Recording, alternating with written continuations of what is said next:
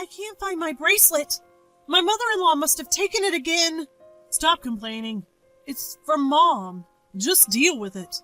My mother-in-law has a habit of taking my stuff without asking, and my husband sides with her every time. Why won't he stand up for me? I'm seriously struggling here. Then the unthinkable happened. My husband's prized luxury car got stolen. I know who did it. My name is Emma. I'm 28 years old.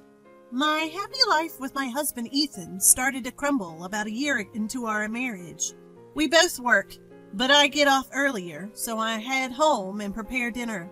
That day, waiting for my husband to come home, he dropped a bomb. Mom's coming to stay with us starting next week.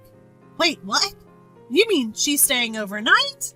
My husband sighed heavily at my question. She's not just staying. She's moving in.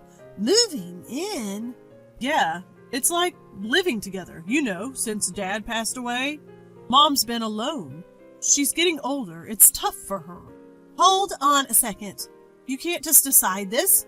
We have our own lives too. At least give me some time to think. Despite my plea, my husband just grinned and brushed it off. It's fine. Mom wants to feel secure, so she just wants to live with us. I get that she might feel lonely and insecure, but you made this huge decision without consulting me. Couldn't you at least have told me? Why do I need to report every little thing to you? She's my mother. That's exactly the point. She's your mom, not mine. I have to make all sorts of adjustments, What are you so mad about? Anyway, it's settled. Deal with it. Wait, hold on. Ignoring me, my husband walked out of the room. Left behind, I felt my frustration growing. How could he make such a big decision about us living together without even consulting me? I still have to make adjustments no matter what. Ethan doesn't lift a finger around the house and acts like it's no big deal because she's his mom. We've tried talking it through several times, but all he says is, "It's already been decided," shutting down any conversation. Sure enough, next week, his mom, mother-in-law, shows up at our house just like it was planned. If mother-in-law was a normal person, I wouldn't be so against living together. But every time I see her, she makes snide remarks and bullies me. That's exactly why I can't fathom living with her and only go to her house when absolutely necessary. But now, out of the blue, it's been decided we'll be living together. As I expected, mother-in-law started making snide comments to me the very first day. "Emma, don't you know I was coming today? There's trash in the corner of the room." "I'm sorry, I was working today, so I didn't have time to clean." Excuses. Couldn't you have cleaned up after work? But then I wouldn't have time to prepare dinner. Oh, for heaven's sake, stop talking back. How do you even manage being Ethan's wife? Be more efficient. I'm sorry. 10 minutes in our home, and it's already like this. I'm really worried about what's to come. From that day on, mother-in-law's oppressive behavior escalated and constantly stressed me out. One day I came home from work, and mother-in-law greeted me with a huge smile, saying, "Welcome home." I usually don't get this kind of greeting, so it was eerie. Then I noticed something shiny around mother-in-law's neck. Wait, is that necklace? It looked similar to what I owned. Having a bad feeling, I rushed to my room and checked my jewelry box. My suspicion was correct. I immediately headed to the living room and confronted mother-in-law, who was sitting there leisurely. "Mother-in-law, that necklace. It's mine, isn't it?" "Oh, you finally noticed. It suits me, don't you think?" I lost my cool with her shameless reply. "What are you talking about? Stop using my stuff without permission." "What's the big deal? It's not like it's going to be used up or anything." "That's not the point." "Stop complaining and get dinner ready. Ethan will be home soon." Even as I prepared dinner, my mother-in-law continued to interfere, ratcheting up my stress levels. That night, I couldn't take it anymore and decided to talk to my husband. Hey, Ethan, can we talk? What's up? Today I caught mother-in-law wearing my necklace without asking. Oh? So? So? Do you get it? She went into my room, opened my jewelry box, and basically stole it. Stole? Aren't you exaggerating? Exaggerating? How am I exaggerating? Calm down, I'm sure Mom didn't mean any harm. Anger welled up in me at my husband siding with mother-in-law. Holding back from raising my voice, I kept making my point. You're saying it's okay to go into someone's room without permission and take their stuff? A normal person would at least say sorry. Well, Mom just saw something nice and took it. That's not the point, Ethan. You need to talk to her. What, me? Of course you. Mother-in-law disrespects me. Telling her off won't do anything, so you, her son, need to do it. Fine. I'm counting on you, okay? Despite my emphasis, it seemed my husband forgot by the next day. I shot him a few dirty looks, but he never confronted mother-in-law. Since then, mother-in-law started using my stuff without asking. In other words, she borrowed without permission. No matter how much I complained, she didn't listen. Plus, there are no locks on the doors in this house, so telling her off would be pointless unless she changes her ways. If this continues, I'll end up losing my belongings. I have to put a stop to mother-in-law's behavior. I need to come up with some sort of plan. Then, one day, an incident occurred that I absolutely couldn't forgive. Well, it's gone. How could this happen? Today I had plans to meet up with a friend and wanted to wear my late mother's bracelet for the occasion. It's a precious item, so I never keep it in the jewelry box. Instead, it's stashed deep in my desk drawer. And yet, it's missing. The only person who could have taken it is my mother-in-law. When I confront her sternly, she casually admits to the theft. Oh, that bracelet? I just borrowed it. Borrowed it? Then give it back right now. I need it. I can't do that. Why not? Because I sold it. What? You sold it? Is this some kind of joke? Who sells someone else's belongings? Though rattled, I fought back. Enough with the jokes. Give it back now. It's no lie. By the way, most of the things I've borrowed from you, sold those too.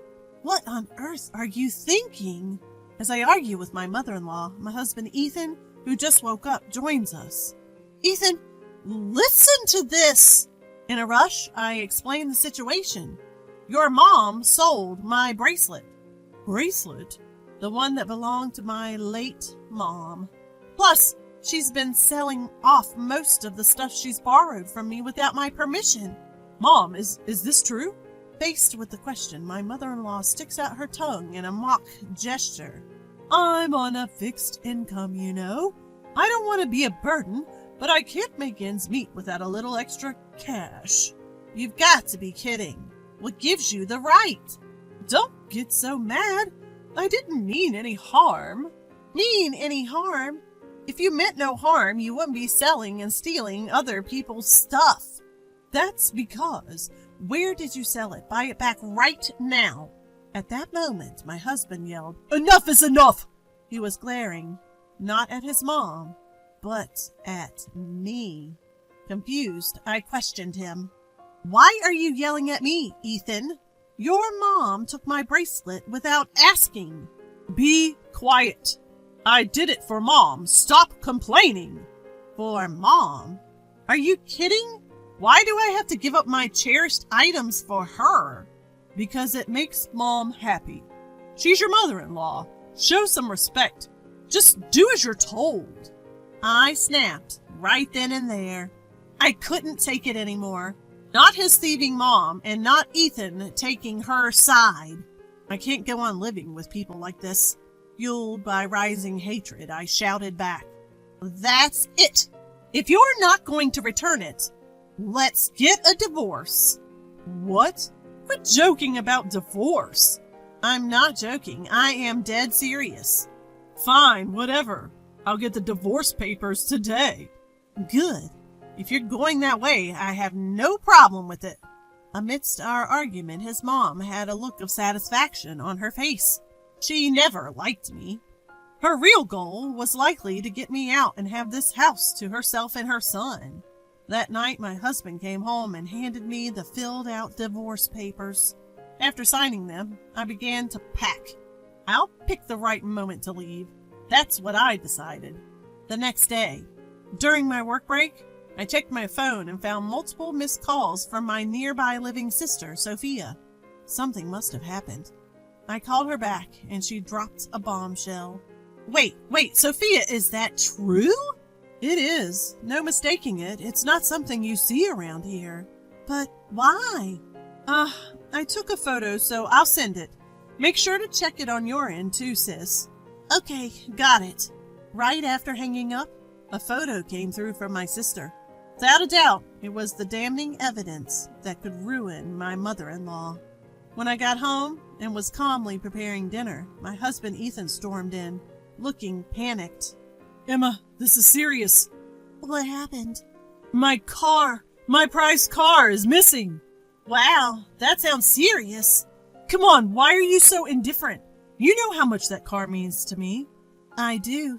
It's the car you've been dreaming of since you were single. You finally managed to buy it last year, right? Exactly. So act more concerned. We're still paying off the car loan. Where could it have gone? Don't tell me, Emma. Did you take it out? Of course not. I have my own compact car. Plus, I know you'd be mad if I took yours. Right, but then where? My eyes glanced towards mother-in-law, and she quickly looked away. That confirmed my suspicion. Ethan, I think mother-in-law knows something. What? Why would Mom know? Isn't that right, mother-in-law? As I questioned her, mother-in-law's face turned ashen. What are you talking about, Emma? How is Mom involved? Well, I got a call from Sophia today. Sophia? She happened to be out shopping and saw mother-in-law driving your car. What?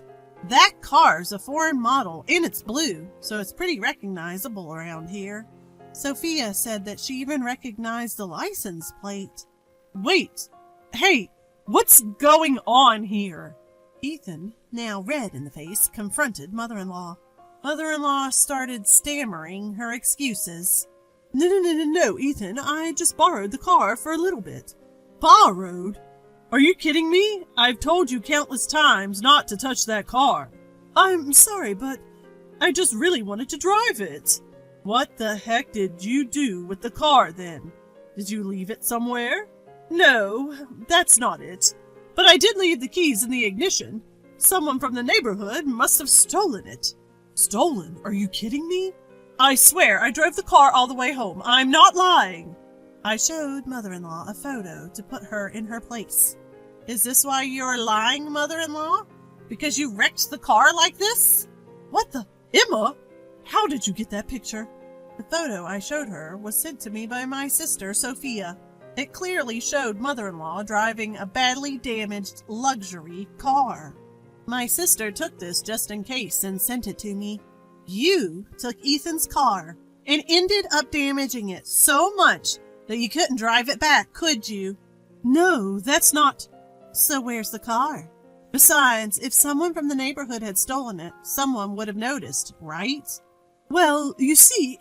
My husband started shaking next to me and yelled at mother-in-law with a fierce look on his face. Are you kidding me? You damaged my car and then what?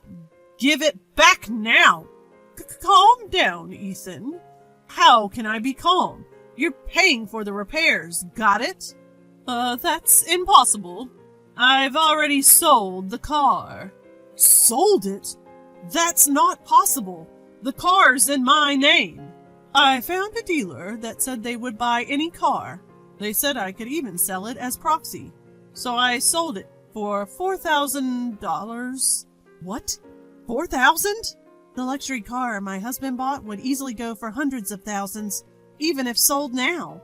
Mother-in-law was fooled by some sketchy dealer who didn't know the car's worth and got ripped off. When my husband found out, He was livid and yelled at mother-in-law like never before. You've got to be kidding me. Do you know how much that car meant to me? I'm sorry, Ethan. You better make it right. I'll give you back the $4,000, so please forgive me. $4,000 isn't even close to enough. Get out! My husband forcefully kicked his mother out and locked the front door. He turned to me, defeated, and mumbled, I never thought Mom could be so toxic. I'm sorry for not taking your side before. It's about time you got it. Don't worry, I'm over it. Now that she's gone, let's live happily together again. Excuse me? No, we won't. What? I want a divorce. Instantly, his face turned pale, and he clung to me. Hold on a second. I already kicked Mom out. Why divorce now? Don't you get it? I'm fed up with you, too. My decision to divorce stands. I have no intention of mending things at this point. You've sided with your mom so many times. That's unfair. You're being too harsh. Harsh? You've got some nerve. You did nothing when I needed help. You're so self-centered. I despise you just as much as I despise your mother. My feelings will never change. Emma, calm down. Shut up. All of this happened because you decided to live with her. Reflect on that. I will never forgive you. What happened with the car? You got what you deserved. Serves you right. What? You feel that way? Of course. I hope you suffer double the mortgage on the house and the car. It's the punishment you deserve. You're going to have to take it as far as you can, you son of a bitch. I left him with those words and grabbed my packed bags on my way out. I headed straight to City Hall to file for divorce. I deleted all his contact info and cut ties completely. Later, I demanded compensation from my mother-in-law for selling my belongings without my permission. She reluctantly started working. With demands for car payments from her son, she's likely working for the rest of her life. My husband is left with house and car loans, and his life has changed significantly. He no longer goes on stress-relieving drives, spending his days off confined to the house. Hopeless case, both mother and son. Karma's a real thing. Serves you right. After all this, I moved to an apartment near my workplace. Now that I'm single again, I have more financial freedom, and life is much more peaceful. Since it's my day off, maybe I'll take a drive to the beach today. This is what freedom feels like. I plan to enjoy my new life to the fullest.